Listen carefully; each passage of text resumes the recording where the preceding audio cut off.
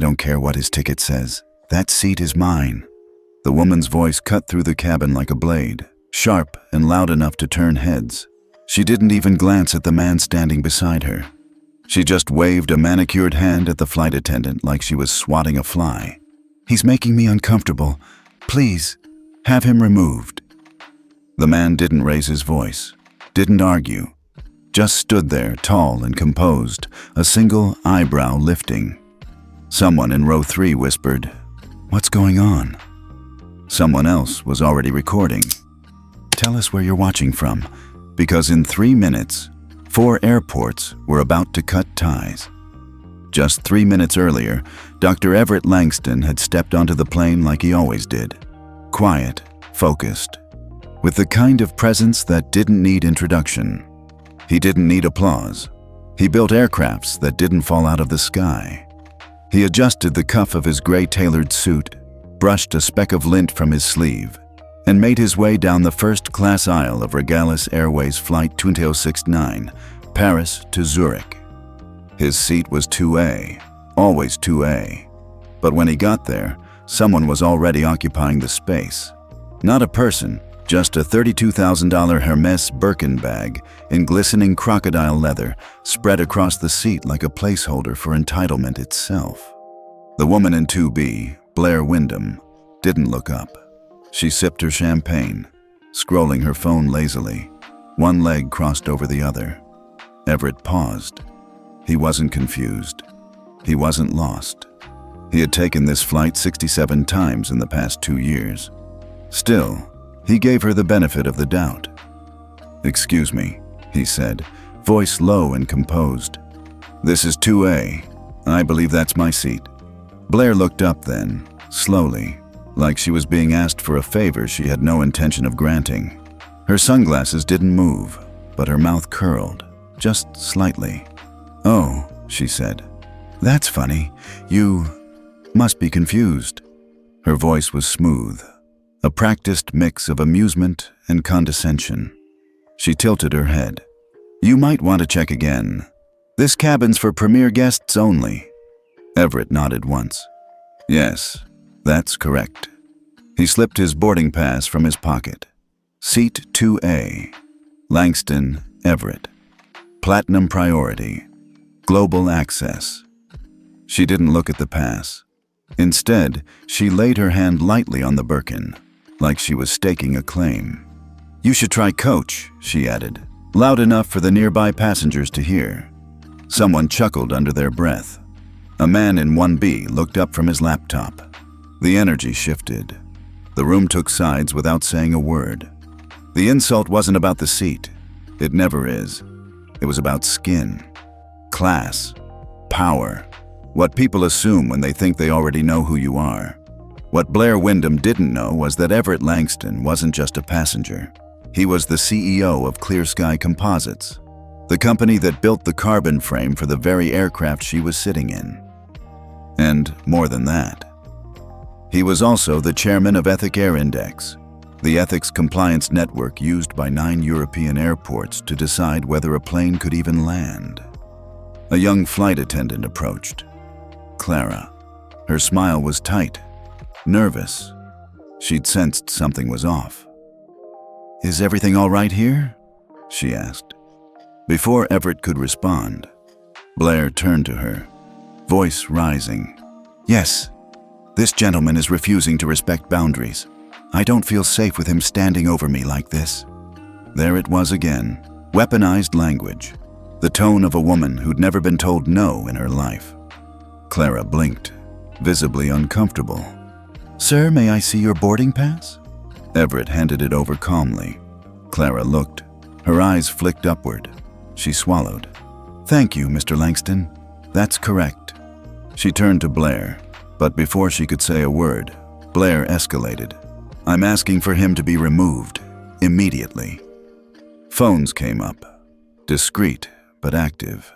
The tension in the cabin thickened like fog before a storm. Clara hesitated. Then she offered that classic airline solution, what they say when they're trying to make the optics easier. "Mr. Langston, would you mind stepping into the jet bridge for just a moment while we clear this up?" Everett's jaw barely moved. "I mind," he said simply. "But I'll go." He picked up his briefcase, turned without fuss, and stepped into the sterile, white-lit jet bridge. Behind him, Blair leaned back into her seat with the satisfaction of a queen who defended her throne. She lifted her phone, took a picture of the Birkin, and typed out a caption. "Some people don't know their place. Such that first-class life." What she didn't know, what no one knew, was that Everett Langston owned the system her flight needed to land. Literally. He stepped a few paces down the bridge, pulled out his phone, sleek, matte black, unbranded. Just one screen, one button. He pressed and held. The line connected immediately. "Langston," he said, soft but firm. "Protocol Veritas, Level 2, Flag Zurich, Lion, Vienna, Munich. You know what to do." "Understood," came the reply. 3 words, 3 minutes. By the time the system finished its sweep, 4 airports would suspend their inbound operations with Regalis Airways, and $880 million in ESG funding tied to the airline's ethics compliance? Gone. Back in the cabin, someone leaned across the aisle to whisper to their seatmate, "Isn't that Langston? From Clear Sky?" A woman checked her phone. Her eyes widened. "Oh my God, that is him." And just like that, the flight wasn't taking off. The tide was turning. And Blair? She was sitting in the middle of a storm she never saw coming. From the moment Everett stepped off the plane and into the jet bridge, everything slowed down. Not in reality, but in his mind. He'd always seen the world in systems, people focused on events. He watched patterns. And this wasn't just an incident. This was a pattern, one that had replayed in different forms throughout his life, in boardrooms, in lounges, in first-class cabins, and every time, someone assumed. The jet bridge was quiet, chilled by the early morning air that drifted in from the terminal's underbelly. Behind him, the cabin doors were sealed shut again, cutting him off from the murmurs, the smirks, the silent witnesses. He didn't need to look back. Everett tapped a second button on his phone. A secure window opened. EthicAir Command Hub. Live Access User. E. Langston. Chairman Protocol Tier 1. 4 green dots blinked in a neat row. Zurich, Lyon, Vienna, Munich. Then one command line. Initiating live ethics risk sweep.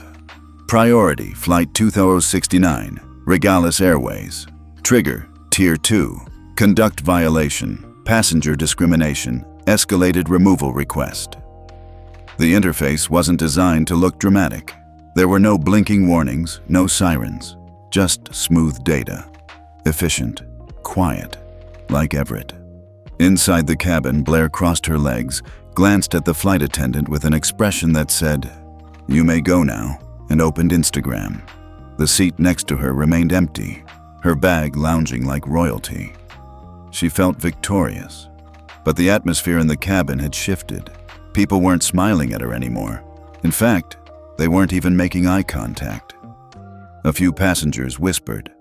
One man in row 3 leaned toward his wife, his voice low but pointed. "You sure that wasn't Everett Langston? The aerospace guy?" His wife frowned, confused. Then her eyes widened. She pulled out her phone and started typing.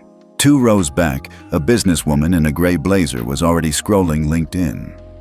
There he was. Dr. Everett Langston, CEO, Clear Sky Composites. Developer of carbon micro-lattice tech used in 38% of all commercial aircraft in Western Europe. Lead architect of EthicAir Index.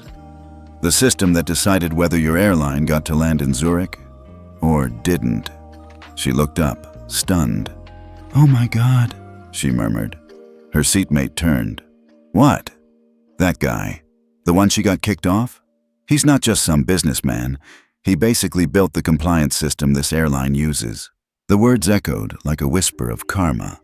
Back on the ground in Geneva, inside the Clear Sky Ethics Ops Center, Protocol Veritas triggered full diagnostic monitoring. On the main screen, a live flag appeared over Regalis Airways. Ethics status. Under review. Tier 2. Incident active. Estimated impact. 880 million ESG. Linked capital exposure. 4 airport nodes flagged. Zurich, Lyon, Vienna, Munich. Public media chatter. Surge detected. Keyword: Langston plus Regalis. Across 4 European hubs, systems began to slow. Not by accident, but by design. Not locked, not down, but uncertain. And in aviation, uncertainty is a red light. Back on Flight 2069, Clara, the young attendant, stood frozen near the galley, hands clasped nervously. She'd seen passengers complain before. She'd seen snobbery, rudeness, entitlement. But this had a different weight. She opened the staff tablet. A new alert had popped up. Passenger of interest, E. Langston, flagged Tier 1 identity, EthicAir Chair, CEO, Clear Sky Composites, full protocol sweep in progress. She looked up sharply, heart thudding. Michael, the lead purser, appeared at her side. "You saw it too?" she whispered. He nodded grimly. "We need to get the captain." In the cockpit, Captain Romer, a seasoned Swiss-German pilot with 20 years' experience, was on a direct line with operations. His eyes narrowed as the update came through. "Repeat that," he said. On the other end, the Regalis ops manager was nearly hyperventilating. "He's Everett Langston. He owns the tech in our aircraft. He chairs the council that rates our ethical compliance. Sir, we just removed the man who controls our landing clearance for 4 major airports." Romer didn't curse. He didn't panic, but his jaw tightened. "I need to speak with the passenger," he said. "Now." Back in the jet bridge, Everett checked his phone again. Phase 1.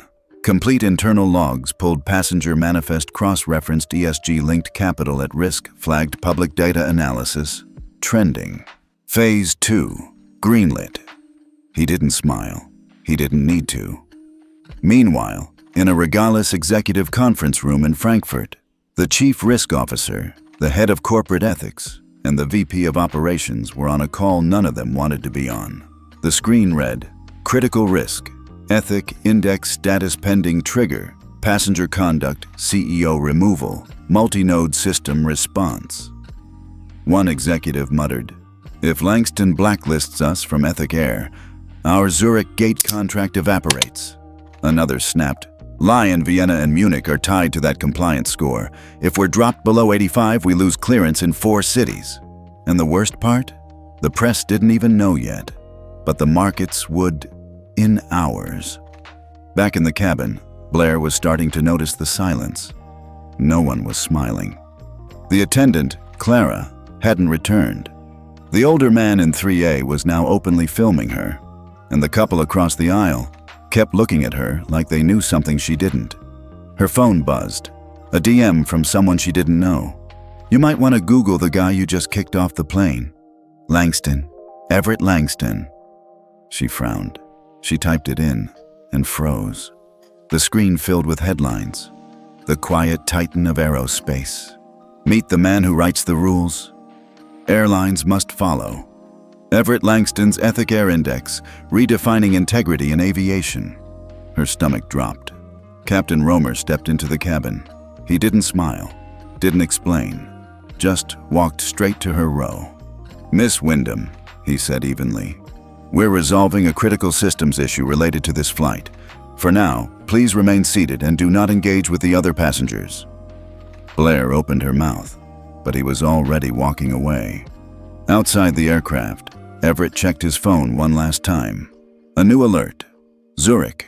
Hold protocol activated. Regalis gate access suspended. Vienna, Lyon, Munich. Pending gate status review. Investor. Pullback. 880 mH ESG. Capital risk flagged across 3 markets." He adjusted his cufflink, put his phone away, and waited. He designed Protocol Veritas for moments exactly like this. Not for revenge, for reckoning.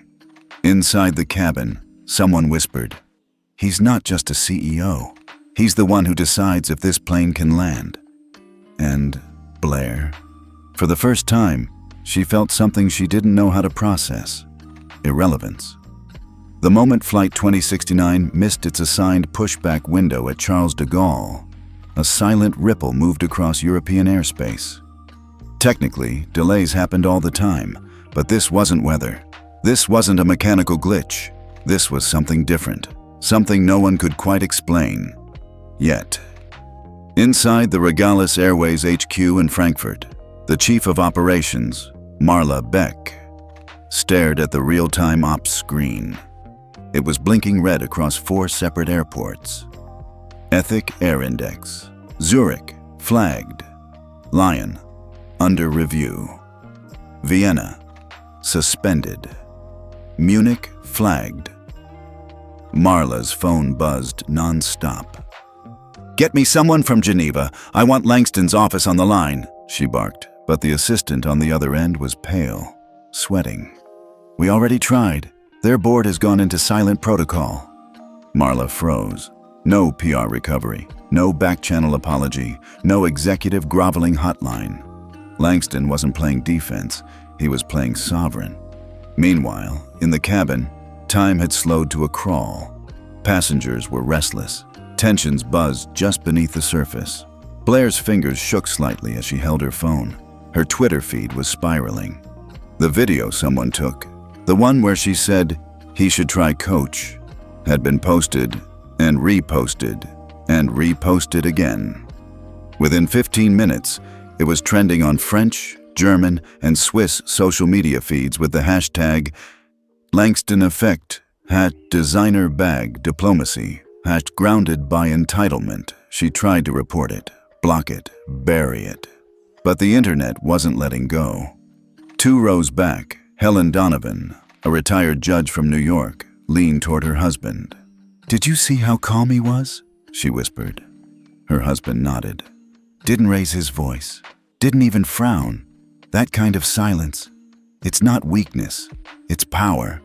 Helen narrowed her eyes toward Blair, who now looked very, very small. Meanwhile, in a control room in Geneva, the Clear Sky Ethics Ops team was reviewing the incident packet. The AI had already analyzed cabin footage, facial recognition heat maps, and tone variants across the voices recorded. Analysis. Langston. Calm, unprovoked. Blair Wyndham. Elevated volume, racially coded language. Flight attendant, deferred authority. Cabin crew, passive compliance. The system flagged it as a Class 2 bias incident, with a probable systemic risk score of 92%. It was no longer just about Blair. It was now about how Regalis responded, or failed to. Back in the cockpit, Captain Romer was flipping through printed protocol documents, not because he needed to, he knew them by heart, but because it calmed him. The co-pilot turned to him. "Do we offload the passenger?" she asked quietly. Romer shook his head. "No, not yet." "Then what do we do?" He closed the folder, looked through the cabin door's small window at Everett still standing by the jet bridge. "We wait. He's not asking for anything, which means everything he needs is already in motion." In the airport terminal, Everett remained still. A manager had tried to apologize, stammering something about a miscommunication. Everett had listened politely, said nothing, gave no eye contact, no comment, no reaction. He simply stood with one hand in his pocket, the other holding his phone by his side. The message was clear. This was not a negotiation. At that moment, the Zurich Airport Authority released a memo internally. Effective immediately, Regalis Airways Flight 2069 is to be held at origin pending formal ethics compliance confirmation. Do not assign replacement gate until review is complete. At Lyon, the gate rotation software removed Regalis Airways from the evening arrivals sequence. At Vienna, ESG compliance-linked funding systems triggered a pause on Regalis's sustainable route benefits. At Munich, ethics watchdogs initiated an emergency audit. And just like that, a $880 million network started unraveling. Back on the plane, Clara returned from the cockpit, her face pale, composed. She walked to Everett's seat, still empty, and gently removed the Birkin bag. Blair flinched. "Excuse me." Clara didn't raise her voice. She simply said, "This seat is officially reassigned to its original holder, by direct request from the captain." Blair blinked. "What do you mean? Reassigned?" Clara didn't answer. She walked away, bag in hand, and handed it to Blair's assistant in the aisle. There was no room for a scene. Not now. The overhead speakers dinged. "This is your captain speaking. We'll be experiencing a brief delay due to ongoing operational logistics. We appreciate your patience." But the passengers weren't dumb. They'd all read the headlines. They'd all seen the man in the jet bridge. They knew what was really going on. Blair slowly sank back in her seat, no longer victorious, no longer smug, just exposed. 10 rows back, a young black woman in a blazer quietly texted her sister. He didn't even have to say anything. The whole industry moved for him. Her sister responded, "That's how power's supposed to look." In Geneva, an emergency meeting was called between Clear Sky, the European Aviation ESG Council, and airport gate regulators. It was no longer just about one flight. This was a test case, a symbol. Could the system defend dignity in real time? Could power be used to quietly dismantle harm, without violence, without screaming, without lawsuits? Could one moment of grace, one man refusing to play the game, redefine the rules? Blair refreshed her phone again. New headline: CEO who was kicked from seat now freezes 800 dirhams in airline access. No statement yet. Another one. Langston moves in silence, grounds flights in 4 countries. A third. Flight attendant asked him to step off. He took the industry with him. She felt her ears ringing. Suddenly, it wasn't about who had the louder voice. It was about who didn't need to speak at all. Back at Charles de Gaulle, Everett finally moved. He stepped back toward the cabin. Clara greeted him at the door. "Sir, your seat is ready, ma'am," she said, voice steadier than before. Everett gave her a brief nod and entered. The cabin fell utterly silent. All eyes on him, but he didn't look left or right. He walked to 2A, sat down.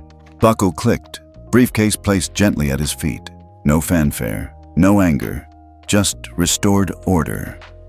By the time Flight 2069 finally pulled back from the gate, the cabin was silent, but it wasn't calm.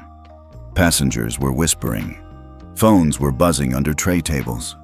Even the flight attendants, normally confident, in control, were stiff, alert, unnerved. And seated quietly in 2A, Dr. Everett Langston didn't look angry. He looked inevitable. In the forward galley, Clara stood facing the captain's update message flashing on the crew display. Alert. Ethics review protocol. External systems triggered. Do not engage further with 2A. Hold position. Her hands trembled slightly. She hadn't even known a code like that existed. What the hell was external systems triggered? Meanwhile, in the back row of first, Blair Wyndham was unraveling. Her assistant leaned toward her. "Blair, the Foundation Board group chat is blowing up." Blair barely blinked. "Which one?" "The main one. And the Paris circle too. Sir Bentley just messaged, effective immediately, your family's voting privileges are suspended pending inquiry." Blair's throat dried. "Did they say why?" The assistant hesitated, then turned the phone screen toward her. There it was, a screenshot of the cabin incident. Her face, her words, captured, circulated, attached to a single phrase. They didn't know who he was. Across the aisle, Helen Donovan, the retired federal judge, whispered to her husband. "They thought he was just a black man in a suit." Her husband responded, "Turns out, he owns the suit factory, the distribution chain, and the ethics code your flight depends on." At Regalis headquarters, Marla Beck was pacing like a caged animal. The chief risk officer handed her a printout. 880 million in ESG-linked investments officially withdrawn. Zurich, Vienna, Lyon, and Munich. All suspended access. S&P ESG compliance rating downgraded to watch list. Langston flagged us without saying a word, she muttered. The risk officer sighed. And the worst part? It's sticking. No one's challenging him. They're all backing away like he's radioactive. Marla turned slowly toward the screen. A headline was looping on Bloomberg Europe. EthicAir founder flags airline. Fallout reverberates across 4 countries. Back on the plane, Captain Romer stepped out of the cockpit briefly, something he rarely did mid-climb. He made his way up the aisle, his face grave. He paused beside Everett's seat. "Sir, just wanted to personally say, we're aware of what happened, and on behalf of this flight, I'm sorry." Everett looked up, calm. "You have nothing to apologize for, Captain." Romer nodded slowly, then added quietly, "I've flown for 27 years. Never seen a plane change direction without even leaving the ground." Everett gave a small smile. "Sometimes, the plane isn't what needs to move." 1 hour later, in the executive boardroom of Clear Sky Aviation Ethics Council, a full emergency panel had been called. Screens showed real-time risk metrics. ESG withdrawal, airport access suspended, passenger incident class 2, media sensitivity, red CEO identity, verified. Everett Langston, architect of EthicAir Index. The chairwoman leaned forward. "Is it true that he holds final override access to the ethics compliance dashboard?" The tech advisor nodded gravely. "He doesn't just have access. He built the architecture. What he triggered today wasn't a report.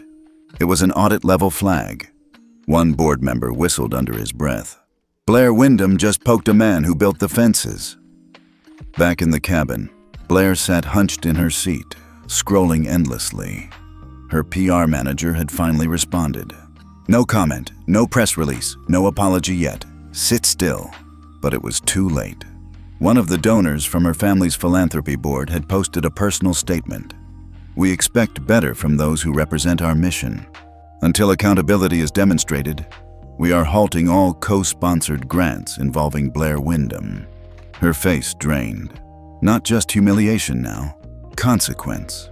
In contrast, Everett was typing quietly into his phone. The screen showed EthicAir Central Dashboard Ethics Flag. Active duration, 72 hours, affected entities. Regalis Airways plus affiliates, ESG compliance review. Initiated AI sentiment monitoring. On a secondary tab opened, Passenger Behavioral Pattern Index. Flagged individual. Blair Wyndham Ethics Tier. Reassessment required cross-linked board roles. 3 status. Under review. He paused, then tapped one final button. Submit ethics packet to Core Consortium Registry. That single click would ripple across 7 international philanthropy accreditation boards by morning. Everett put his phone away. No expression.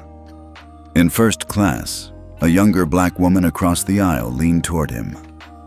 "I just wanted to say, thank you," she said, quietly. Everett met her gaze gently. "Thank me?" "For not yelling, for not stooping, for showing people there's another way." Everett nodded. "There always is." Then she added, "Do you think they'll ever change?" He looked ahead, thoughtful. "They will. Because eventually, silence becomes too loud to ignore." 30,000 feet below, Regalis's legal team was scrambling to assess damage. But there was one memo they couldn't stop. EthicAir Index official statement. Regalis Airways has failed to meet the passenger equity threshold as defined by Article 4, Section 12. Effective immediately, the airline is flagged non-compliant for 72 hours. ESG financial systems linked to this rating are advised to take caution. The press had already gotten it, and so had the funders. Back in the sky, Everett closed his eyes, reclining slightly. It wasn't about revenge.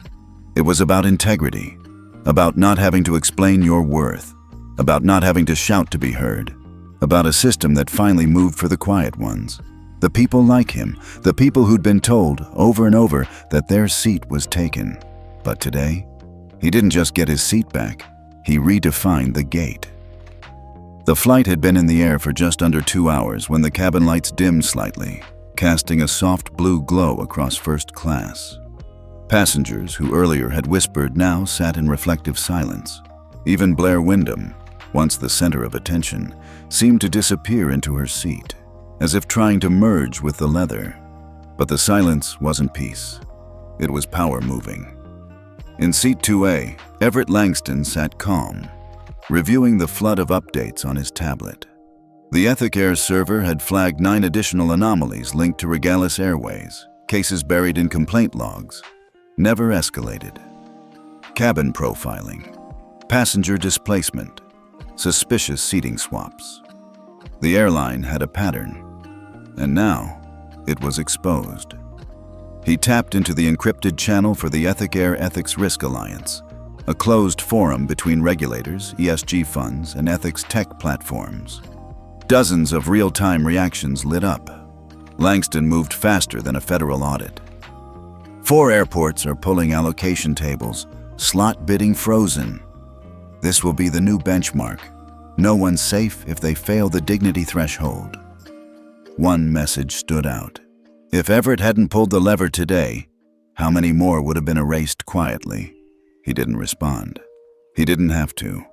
Meanwhile, in the flight deck, Captain Romer spoke to ground control out of Geneva, requesting ethics routing reauthorization for landing protocol compliance.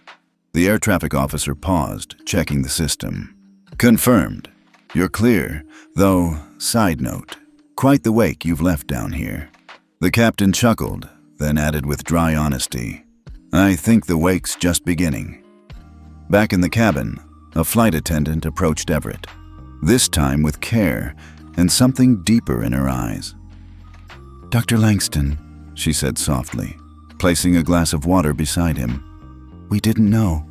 I didn't know. He looked up, measured, but not cruel.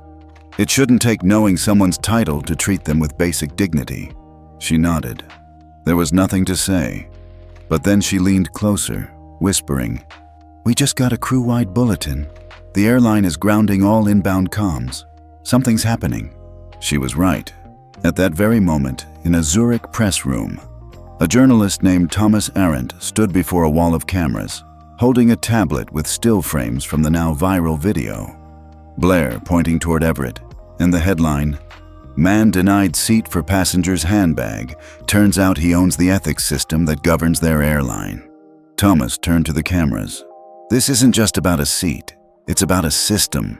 And this man didn't yell. He didn't demand.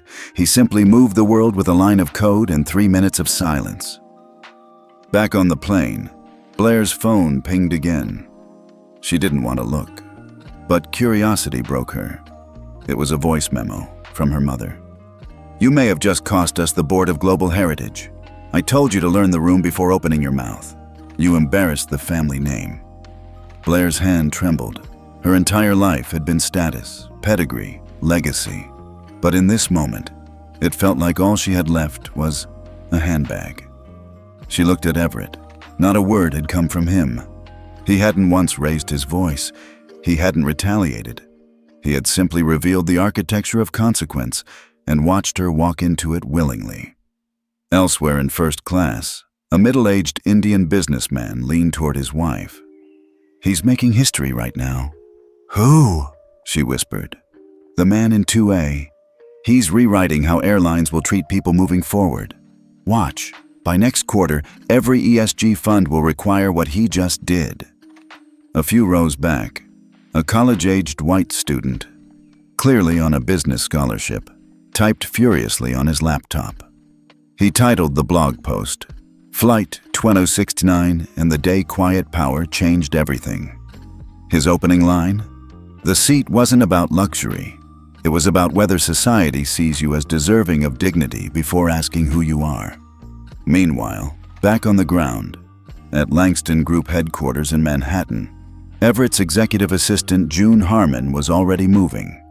She had sent ethics compliance notices to 23 Regalis affiliates, filed requests with the FAA to open an industry-wide passenger dignity review, and activated what they called the Dignity Protocol Draft, a long-dormant framework Everett had designed years ago but never released. Until now. She clicked send. The document, a 48-page ethics infrastructure for airline behavior and accountability, was now in the hands of the Senate Aviation Oversight Committee, ESG fund leaders, and all 7 airports in the Fair Sky Alliance. Back on board, the flight began its descent into Geneva. Everett looked out the window. Clouds parted slowly, the runway glinting far below. He reflected not on the incident, but on the years it had taken to reach this point. The doors slammed in his face. The meetings where his ideas were stolen. The assumptions made about him in rooms he now chaired. But today, in silence, with no badge, no nameplate, no fanfare, he had rewritten the rules, and no one even saw it coming. As the wheels touched down, a soft cheer rose from the back cabin, not because of the landing, because word had just spread. Regalis Airways stock had dropped 11% mid-flight, a ripple of poetic justice. No screaming, no lawsuits, just quiet consequence. Blair remained seated long after everyone else stood. She didn't know how to walk off this flight, but when Everett passed her row, he paused, not out of spite, not for revenge, just one glance. Then he said softly, "I hope this moment teaches you what a seat can mean," and walked away. It wasn't even sunrise in New York when the email landed. Subject line: Ethics Breach Class A, Regalis Airways, Passenger Incident, Final Flagging Notice. Sent from EthicAir Compliance Corps to FAA Oversight Division, European Airport Consortium. Top 14 ESG lenders, no PR filters, no delays. And the moment it hit inboxes, the impact began. At 7:03 a.m. Geneva time, Everett Langston stepped off the plane. No security escort, no media crew, just a calm walk through the jet bridge. But behind him, the world was shifting. In Frankfurt, a morning analyst call started with, "Did anyone review the Langston memo yet?" By 7:08, Zurich Airport's CEO sent a directive. "Suspend all Regalis intake until we get clarity. I don't want that ethics flag touching our April numbers." At 7:11, the ESG fund liaison for Societe Generale simply wrote, "Pull $300 until further notice." It was a cascade. And Everett had pushed the first tile.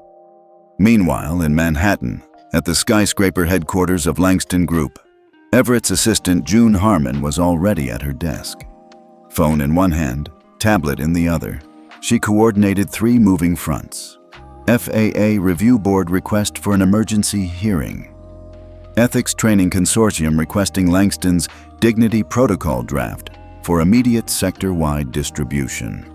A joint letter from 12 CEOs asking for a call with Everett, this time not to challenge, but to align. She didn't need to ask permission. She knew the playbook. Everett never starts fights, but he finishes frameworks. Across the ocean, Regalis Airways CEO Marla Beck was losing control. The boardroom was chaos. "What do you mean 4 airports aren't accepting us?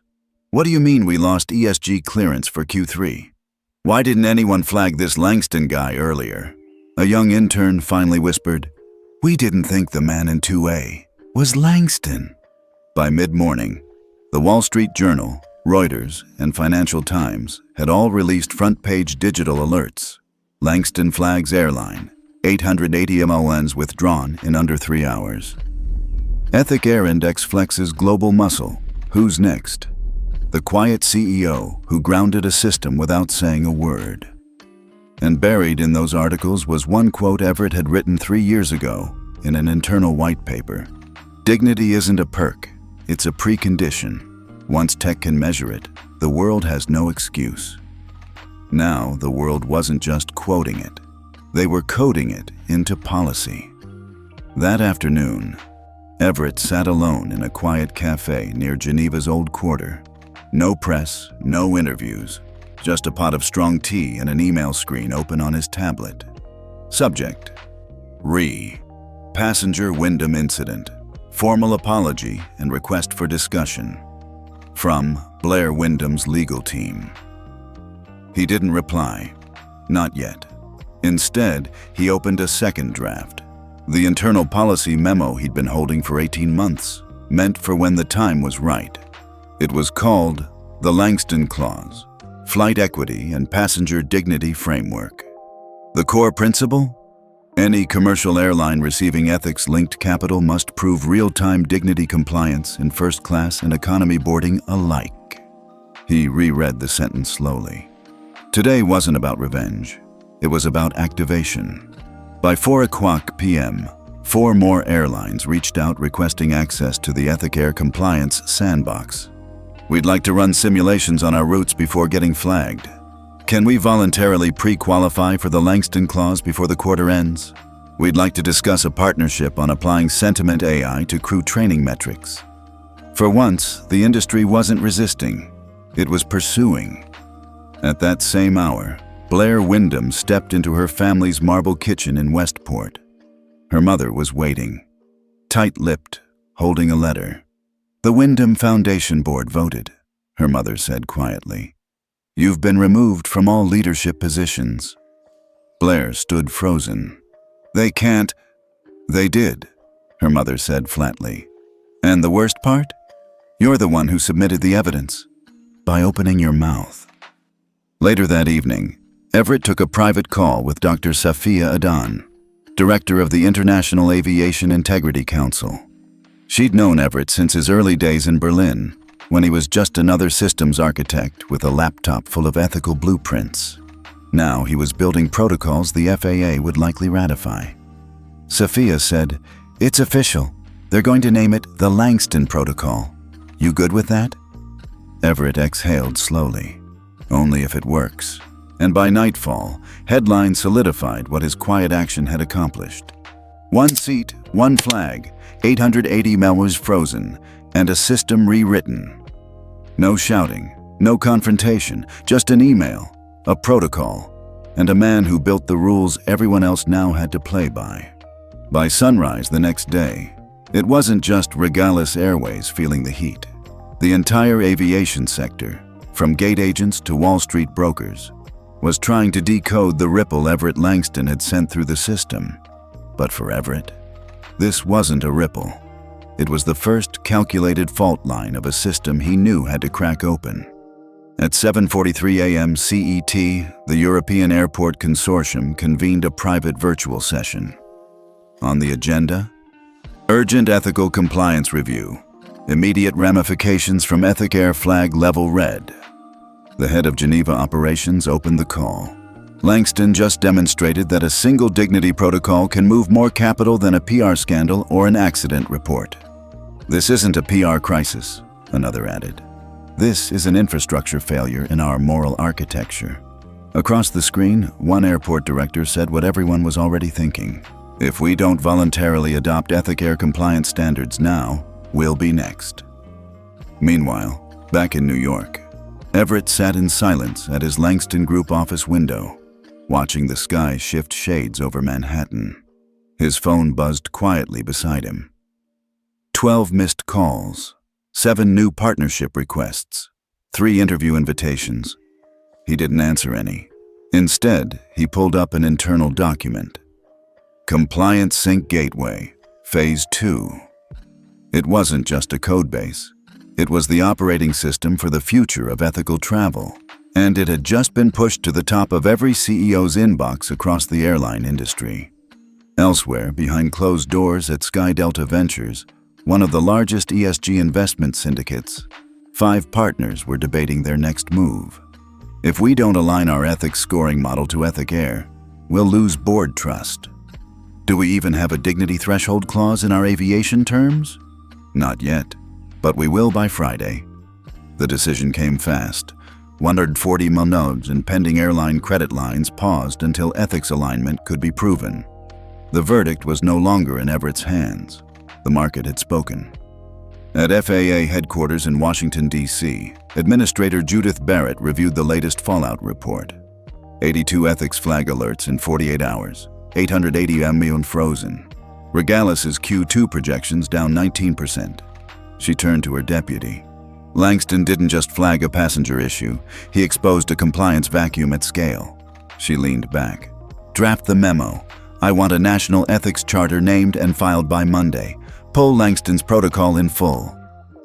Back in Geneva, Everett finally took a call from an old friend. Senator Ruth Klein, chair of the Senate Aviation Oversight Subcommittee. She didn't even say hello. It took a man being told he didn't deserve a seat to make this country look in the mirror. Everett chuckled dryly. Sometimes, mirrors crack before they show the truth. She got to the point. You'll testify next month. We're calling it the Passenger Dignity Hearings. And Langston, we want you to write the first clause. Later that afternoon, Everett sat with his lead engineer, Micah Cheng, at their Zurich satellite office. Micah was pulling up real-time system metrics. Look at this. Since yesterday, 29 airlines tried to ping our ethics test API. 6 failed instantly. Everett raised an eyebrow. You rate limit them. Nope. They rate limited themselves, too afraid to find out the truth. Everett turned back to the whiteboard behind him. He wrote one word in bold. Auditable dignity. Then circled it. That's what they fear most. Not us flagging them, but their passengers learning how they really operate. Micah nodded. Ready to push phase 3? Everett didn't blink. Let's rewrite the sky. By evening, Everett took a short walk alone through the cobblestone alleys near the Rhone River. No cameras, no entourage. Just his thoughts and the sound of his own steps on history's floor. He didn't need a podium. He didn't need applause. He had something stronger. Undeniable traction. Because now, dignity was a data set, ethics was currency, and silence was no longer safe. Back in Manhattan, a confidential message was being drafted by Regalis Airways' legal counsel. Dear Mr. Langston, on behalf of our board, we extend our formal and personal apology. We ask for an opportunity to discuss potential alignment with your compliance sync framework and are open to structural reforms. The last line was bolded. We believe in turning accountability into action, but it was too late for belief. Now, only proof mattered, and Langston had already written the rules for that. As Everett boarded his return flight that night, a different airline this time, with a different energy, he noticed something small. The gate agent smiled with full eye contact. No hesitation. She scanned his boarding pass and said, No hesitation. Welcome aboard, Dr. Langston. Thank you for being with us today. No overcorrection. No fear. Just respect. He nodded once, grateful. And as he walked down the jet bridge, he passed a framed poster on the wall. It read, All passengers deserve dignity before we know their name. The room was full. Cameras, reporters, senators. But Everett Langston stood at the witness table like he was in his own boardroom. Behind him was the seal of the United States Senate Committee on Transportation Ethics. To his left sat union leaders. To his right, CEOs of 3 major airlines. None of them spoke. Because this hearing wasn't about them. It was about what Everett had revealed to the world, and what would happen next. Senator Ruth Klein opened the session with calm clarity. Today, we are not here to discuss a viral video. We are here because a single denied seat triggered a global chain reaction. $880 million withdrawn, 4 airports suspending operations, and the exposure of what we now recognize as a national dignity deficit in commercial aviation. The room was silent. Then she turned to Everett. Mr. Langston, you may begin. Everett didn't bring notes. He brought memory. On that day, I wasn't treated poorly because I was loud. I wasn't bumped because I broke rules. I was removed, dismissed, and diminished because I didn't look like someone who belonged in first class. He paused. But what they didn't know was, I helped design the ethics systems that decide whether their flight can even take off. That line landed like thunder in the chamber. Not dramatic, just true. He continued, voice steady. You've asked me here not because of who I am, but because of what happened when I said nothing. He gestured toward the stack of reports submitted to the committee. EthicAir was built to be silent, objective, and final. It doesn't care what you look like. It only measures how you're treated. And last week, it flagged a system failure. I didn't call the airports. I didn't leak anything to the press. I just let the truth speak for itself, through the very infrastructure your agencies helped fund. Senator Klein leaned forward. Mr. Langston, what do you propose we do now? Everett looked straight at her. We hard-code dignity into the industry. He clicked a button. Behind him, a screen lit up. The Langston Protocol, a civilian ethics compliance framework for U.S. aviation. The room adjusted forward in their seats. Everett explained. The Langston Protocol is a real-time ethics feedback system. It's built on 3 principles. Visibility. Every passenger incident is recorded and ethically graded by independent compliance AI. Accountability. Airlines that drop below an ethics score of 78% lose access to federal clearance networks. Restorative action. Flagged behavior from crew or passengers triggers automatic investigation and mandatory training, not just firing. Then came the real bombshell. And starting next quarter, any airline that fails to meet the protocol will be delisted from all ESG investment indices globally. Murmurs in the chamber. Several CEOs turned pale. Everett added one more thing. This isn't a punishment. It's insurance for dignity. If a flight can be grounded over weather, it should be grounded over racism. Senator Clyde Watson, a conservative from Texas, tried to push back. Mr. Langston, isn't this a bit extreme? Everett smiled politely. Extreme? Senator, in less than 72 hours, 4 international airports revoked Regalis's access. Not because I asked, but because their ethics systems were built to detect what your laws failed to name. He leaned slightly forward. What's extreme is letting a $32,000 purse hold more value than a human being's seat. The room fell silent again. After Everett concluded, the rest of the hearing turned into strategy. Senators asked, how quickly could the Langston Protocol be piloted at scale? What budget would FAA need for integration? Would airports be allowed to set their own ethics thresholds? Everett answered each question with calm, precise resolve. He wasn't there to sell it. He was there to finalize what he had already set in motion. When the hearing ended, cameras flashed. But Everett didn't linger. As he stepped into the hallway, reporters surged. Mr. Langston, do you have a comment on the airlines now asking for voluntary onboarding? Will there be lawsuits? What happens to Regalis next? He didn't stop, but he said this. The skies are no longer neutral. They either reflect equity or enable bias. And as of today, we've made that measurable. Later that evening, Everett returned home to his Harlem brownstone. He didn't go out, didn't answer his phone. Instead, he sat on the floor of his study, flipping through a photo album.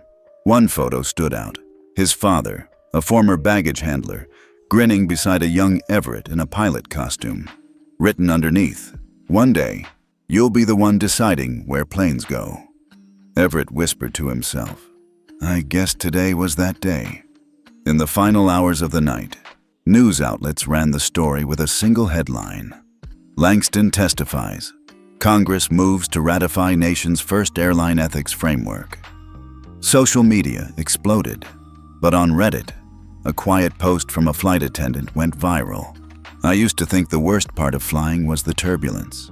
Now I realize, the real turbulence is how we treat people when we think no one powerful is watching. Thank God Mr. Langston was. The media frenzy began like a spark. By morning, it was a full-blown inferno. From BBC to CNBC, Le Monde to South China Morning Post, the same question was plastered everywhere. How did a single bag and one man's silence cripple 4 airports in under 72 hours. But Everett Langston wasn't doing interviews. He wasn't on morning shows. He wasn't tweeting. He was watching, quietly. And the world was panicking. At Regalis Airways headquarters in London, chaos wasn't even the word anymore. Their stock had dropped 18% overnight. Internal Slack channels were frozen. Investors were demanding emergency meetings.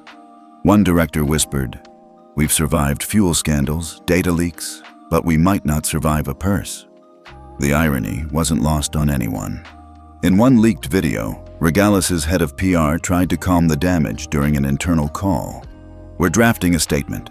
We'll emphasize diversity training, revised boarding protocols." A junior exec cut in. "Ma'am, we didn't just mess up. We triggered Langston's system. We got flagged. That's a digital black mark now. You think an apology fixes a compliance red flag in Europe?" No one had an answer. They all knew. Regalis hadn't just lost face. They'd lost certification power.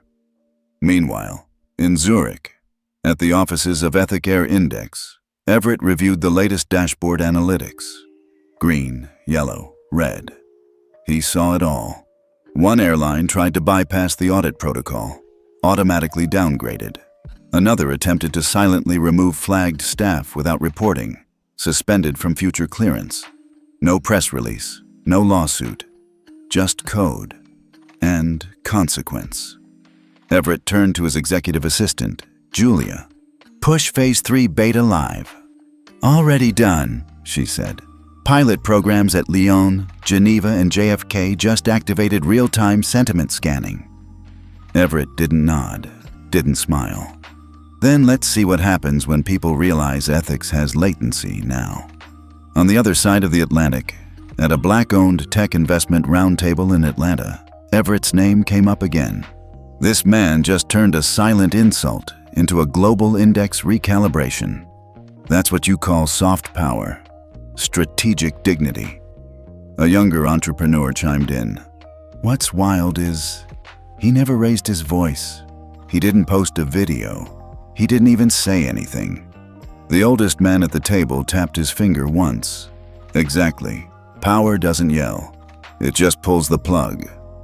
In Washington, FAA administrators scrambled to keep up. They released a memo titled Preliminary Integration Timeline, Langston Protocol Ethics Sync, LPS. Translation: they were preparing to make Everett Standards federal policy. Behind the scenes, whispers grew louder. "Why didn't we build this system? Why is a private executive running the moral backbone of our airways?" "Because," one assistant muttered, "no one else thought passenger treatment was infrastructure." Meanwhile, back in Harlem, Everett sat in the same leather chair his father once used. He watched as new headlines flashed on his tablet. "Langston declines CNN interview.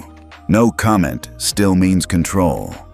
Passengers now checking ethics ratings like weather forecasts. #Langston effect becomes industry watchdog." He put the tablet down, sipped tea. Julia entered.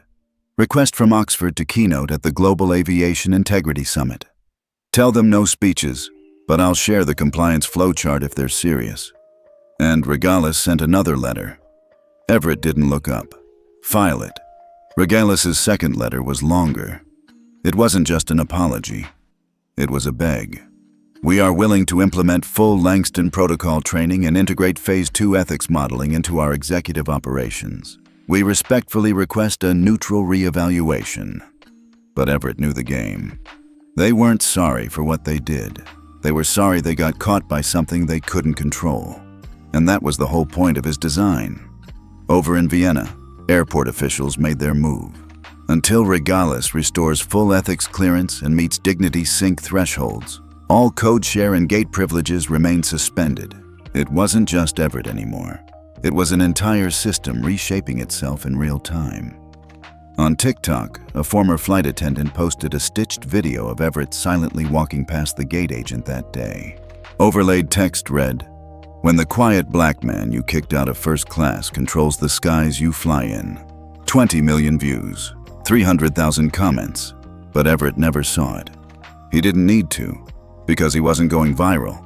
He was reprogramming consequence. As night fell, Everett took a call from an unexpected voice. Allison Wyndham, Blair's mother. The woman who watched her daughter weaponize entitlement over a handbag. She sounded different now.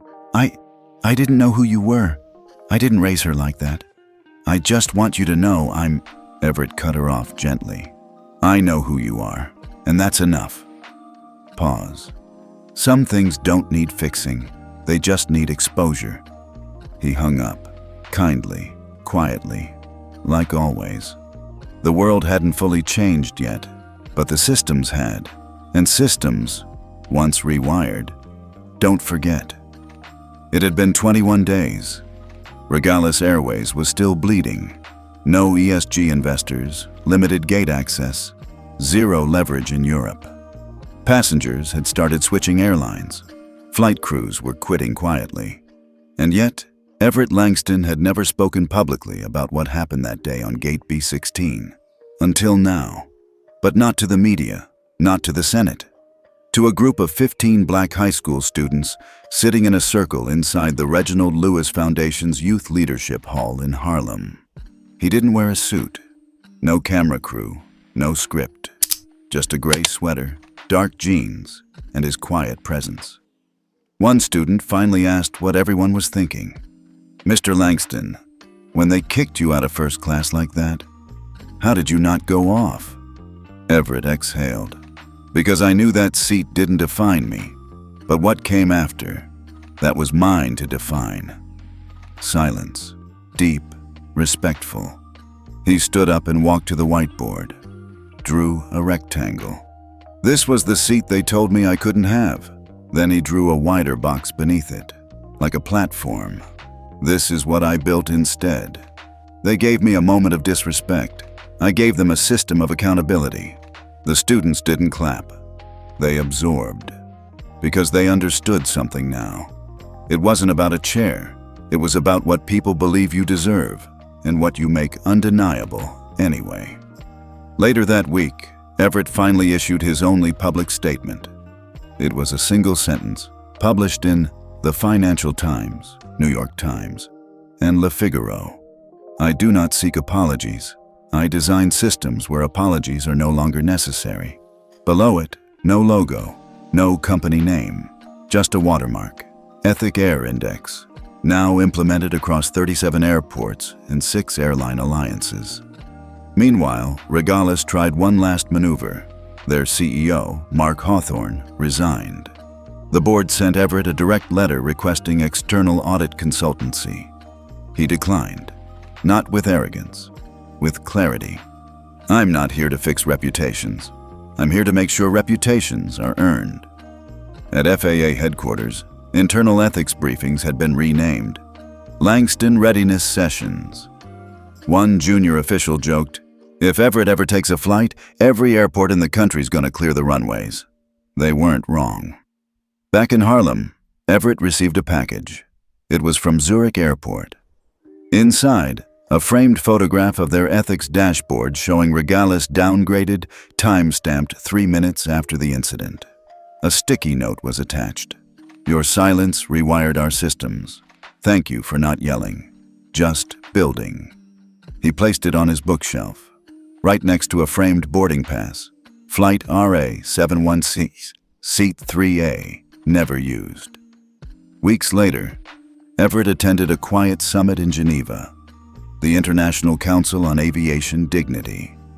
Not as a guest, as co-founder. He presented the first ever global ethics charter, the Passenger Integrity Treaty, requiring airlines to meet measurable dignity benchmarks to retain international flight licenses. Countries began signing. Some airlines protested. Everett simply said, "Fly how you want, but not over our airspace if you don't fly fair." On the flight back home, something small but poetic happened. As Everett approached the gate, the agent smiled nervously and said, "Dr. Langston, I just want you to know, this airline passed the latest Langston protocol check with a 94.2% ethics score." He nodded. "That's good to hear." She checked his boarding pass. Her voice softened. I see you're in 3A. He looked up, smiled. This time, I think I'll use it. When he took his seat, the man next to him, a white passenger in his 60s, looked over and said, I saw what you did. The whole world did. Everett raised an eyebrow. Did what? The man smiled. You reminded us that silence isn't weakness. It's when silence speaks through systems that it becomes justice. Back on the ground, Blair Wyndham's name quietly disappeared from the Wyndham Arts Initiative website. She wasn't removed publicly, but she was replaced privately by a young Haitian artist from Brooklyn. The board had shifted focus, now funding arts education in underserved communities. A press release explained, "We believe dignity isn't just a value, it's a policy." No one said Everett's name, but everyone felt his handprint on the change. In the final scene of Everett's story, at least this chapter, he stands alone on a rooftop in Harlem, looking out at the skyline. No monologue, no music, just a quiet moment. And then, the screen fades to black, with one final line. Some seats are denied, but some men build new planes. Everett was 19, a sophomore at MIT, home for the summer. He wore a second-hand suit and carried a manila folder with his project, a prototype for thermal adaptive carbon fiber. He'd scheduled a meeting with a regional aviation supplier downtown. He thought it could land him an internship. Instead, he waited 43 minutes in the lobby, while 3 white interns were ushered in and out, all younger than him. When the receptionist finally glanced his way, she said flatly, "Maintenance entrance is through the back." He held out the folder. "I'm here to pitch a materials innovation. I had a 10 o'clock appointment with Mr. Drayton." She looked him up and down. "Do you have ID?" He never got the meeting. He walked home in the July heat, folder in hand, not a word spoken. That day, Everett wrote something in his journal. "If they won't open the door, I'll rewrite the building code." That was the first seed. 1992, MIT graduation. He walked the stage to receive his PhD in aeronautical engineering. Cum laude, multiple patents already filed. His father, a postal worker, wore his only suit and cried quietly in the 5th row. The dean said, "Dr. Langston will go far, probably somewhere Europe can appreciate what America overlooks." 1997, Geneva Clear Sky Composites launched out of a shared warehouse. 2 engineers and a vision. To create materials that didn't care what color your skin was, only how well you built them. Everett worked 16-hour days. He slept in the lab. He didn't go to parties, didn't chase cameras, he chased proof. By 2002, Clear Sky had landed its first contract with Skyspan International. By 2006, 31% of Airbus's internal framing used his material. But the racism? It traveled too. 2011, Lufthansa incident. Everett had boarded a flight to Tokyo. First class. Ticket confirmed. A white male passenger, upset about being seated beside him, asked the attendant to reassign the colored gentleman. Everett was silent. The flight attendant tried to accommodate the request, until a senior officer intervened. Everett didn't file a complaint. He filed a patent the next day instead. That same year, he began quietly investing in what would become EthicAir Index, the compliance framework used by 9 major European airports today. 2015. The decision. By then, he had the money, the leverage, and the political access. He was invited to serve as an advisor to the International Aviation Standards Consortium. He declined. Instead, he told his team, "We're not asking for seats anymore. We're building the room where airlines apply for clearance." He hired coders, lawyers, behavioral scientists. They built an algorithm that tracked complaint patterns, passenger treatment scores, audio sentiment shifts in cabin crew recordings, and more. Everett didn't want revenge. He wanted a new metric: dignity as standard. Back in the present, Everett stood in front of his private archive in Geneva. He reached into a locked drawer, pulled out that same manila folder from 1986, still yellowed, still holding the blueprint for his first thermal adaptive fiber. He smiled, then slid it back into the drawer, not as a relic, as a reminder. That night, Julia, his executive assistant, knocked gently on his door. "Everett, Zurich just passed their passenger equity clause. It's in law now." He didn't say anything. She continued, "Also, the FAA scheduled a call. They want your approval on a draft version of the U.S. adaptation of the Langston Protocol." Still, no response. Julia added more softly, "Also, Blair Wyndham was accepted into the Wharton ethics program. Seems she switched majors." He finally looked up. "Isn't it interesting," he said, "how systems make people change, more than speeches ever could?" Later, he walked alone to the rooftop garden. Geneva sparkled below. He took a deep breath, not of pride, but of completion. The young man from Baltimore no longer needed to yell or explain or perform. He had done something bigger. He had turned a lifetime of silent wounds into a network of accountable infrastructure. He sat on the garden bench, checked his email one last time. A message blinked. From Heathrow International Ethics Board. Subject: requesting immediate onboarding to EthicAir system. Full compliance. No conditions. He smiled faintly, not as victory, but as vindication without noise. It had been 6 months since the incident on Flight 716. Most of the world had moved on, but the airline industry hadn't. Not after what Everett Langston had done, or rather, activated. Zurich, Geneva, Amsterdam, Toronto, Boston, 6 airports, all members of the Blue Axis Alliance, all now fully synced to the EthicAir Index, his system.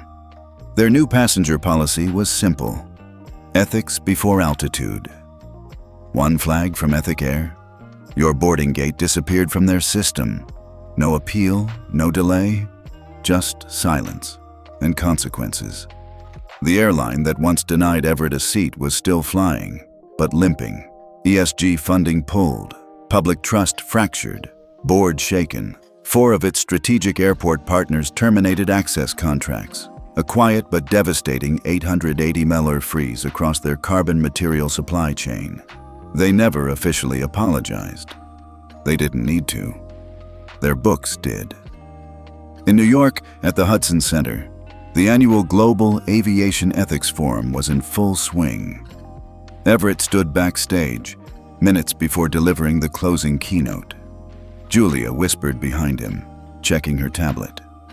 "We have 31 CEOs in the room, 4 senators, FAA, EU ethics observers, and Delta's legal team." Everett smiled softly. "Perfect. No better time to show them the future." He stepped on stage. No flash, no theatrics, only calm. He opened with a single image, a blurred still frame from a phone video. The moment Blair Wyndham pointed at him and said, "This seat's not for people like you." No audio, just the freeze frame. The entire room went silent. Then he turned to the crowd and said, "That moment cost $880 million. Not because I made a scene, but because I built a standard." He clicked again. Next slide. A dashboard showing live compliance scores of airlines across 7 countries, color-coded, some in green, some flashing yellow, one in red. Regalis Airways. This is the EthicAir Index. It doesn't measure apologies.